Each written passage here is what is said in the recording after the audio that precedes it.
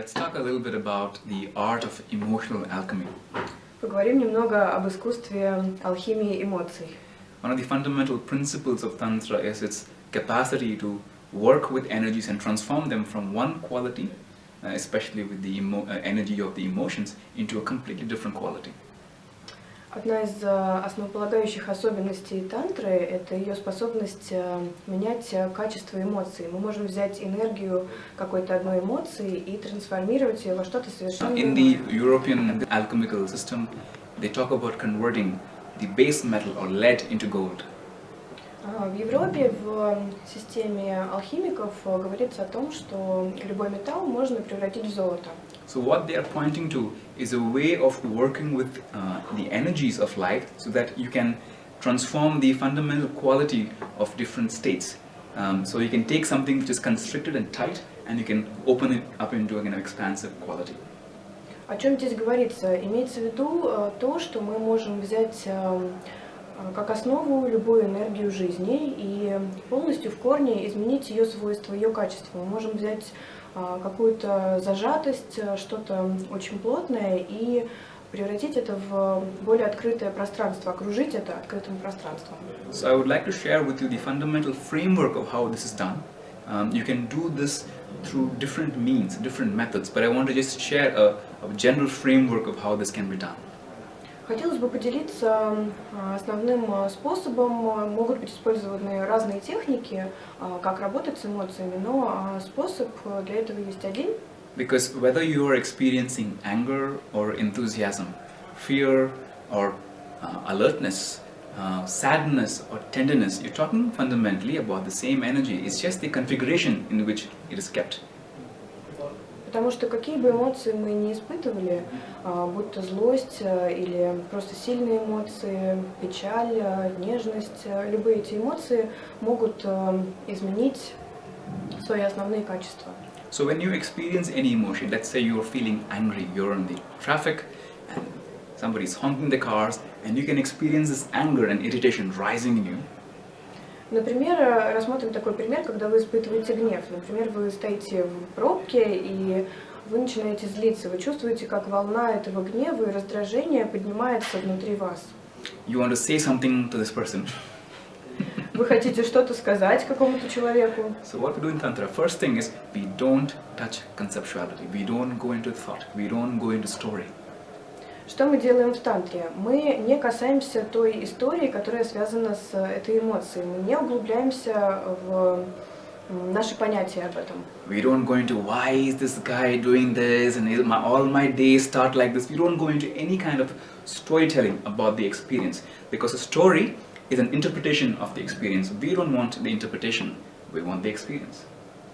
Мы не углубляемся ни в какую историю, ни в какие мысли о том, почему этот человек делает так, а не иначе, почему мой день начался так.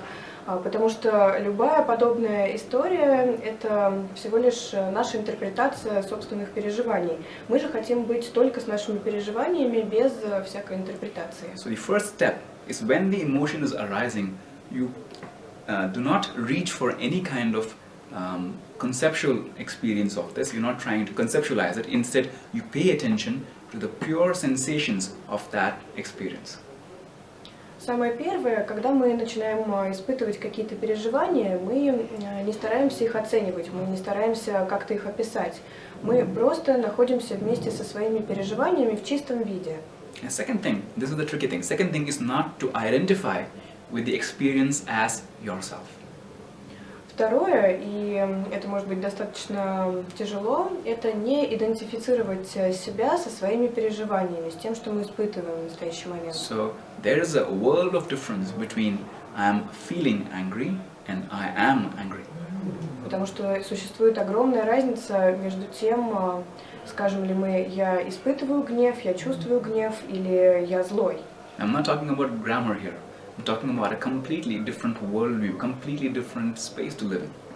Здесь мы говорим не о грамматике, а о целом мире, который представляет эту разницу. So in one, you are experiencing yourself as anger itself. In another, anger is simply an experience which is passing through you or occurring to you. You are not the experience. The experience is occurring to you. В одном случае мы испытываем гнев, и мы как бы становимся гневом, то есть гнев полностью поглощает нас. В другом же случае мы воспринимаем гнев как что-то, что просто проходит через нас, сквозь нас. When you realize that when you are not the cloud, then I must be the sky. Когда вы понимаете, что вы не являетесь облаком, приходит понимание того, что вы являетесь небом. So whether it is a cloudy day or a sunny day, there is a certain freedom the moment you recognize experientially, not as a concept. Experientially, you can see that you are the sky, the clear sky, not the clouds.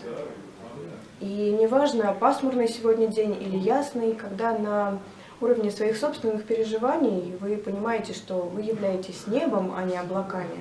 The third step is that once you are established in this space, there is a gap between you and your experience. You're not reaching and identifying with the experience, but experience is occurring to you, anger is occurring, and you are able to sense it.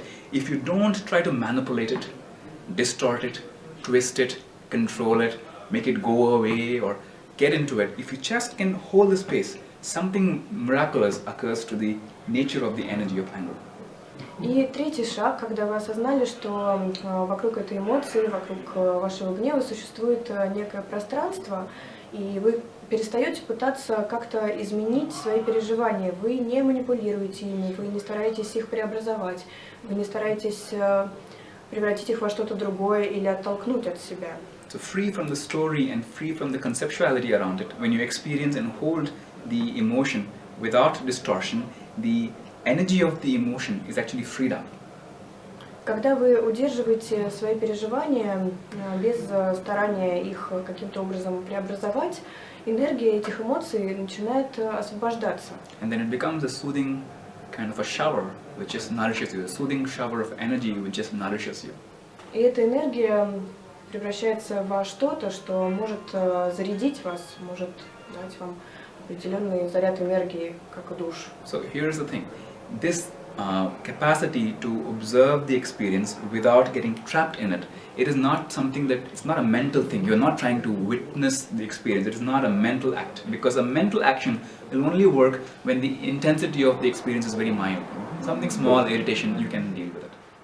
Третий этап – это когда мы не пытаемся искажать никоим образом свое переживание, когда мы понимаем, что между нами и нашими переживаниями есть определенное расстояние, дистанция. Таким образом, мы не отождествляем себя с этими переживаниями, мы удерживаемся на расстоянии от них, и мы не стараемся ухватиться за них, погрузиться в них, мы не стараемся никоим образом на них воздействовать и взаимодействовать с ними. So once we can hold the experience, hold the emotion, the energy of the emotion without distortion long enough, then the energy gets liberated. И когда мы достаточно долго можем удерживать в поле своего зрения такую эмоцию, просто энергию этой эмоции, она высвобождается.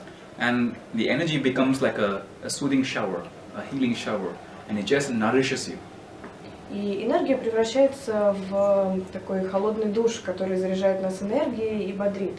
But there is a need for this to become an existential truth. It must not be a mental concept.